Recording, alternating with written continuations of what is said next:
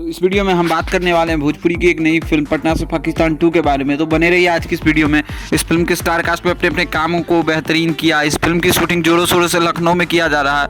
लखनऊ और यूपी के आगरा में कई सारी लोकेशंस पे इस फिल्मों की शूटिंग किया जाएगा। अधिकतर इस फिल्म के जितने भी आधा शेड्यूल का काम कंप्लीट कर लिया गया। इस फिल्म के जितने भी आधे शेड्यूल का शूटिंग है वो यूपी के स्टेट में किया गया, यूपी स्टेट में किया गया पूरा शूटिंग, यानी योगी आदित्यनाथ सर के स्टेट में। इस फिल्म के पटना से पाकिस्तान 2 के लेकर ऑडियंस के बीच एक नया क्रेज और नया पॉपुलैरिटी देखने को मिलने वाली है। इस फिल्म को प्रोड्यूस करने वाले प्रेम राय, वहीं इस मूवी को डायरेक्ट करने वाले अनरंजन रघुराज जी, जो कि ऑलमोस्ट पहले पार्ट को इन्होंने प्रोड्यूस किया था।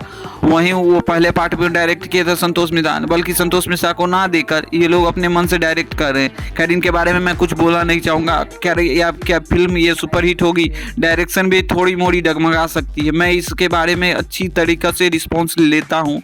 अगर कोई अच्छा करता है तो आप सभी समझ ही सकते हैं यही सब कुछ हो सकती है।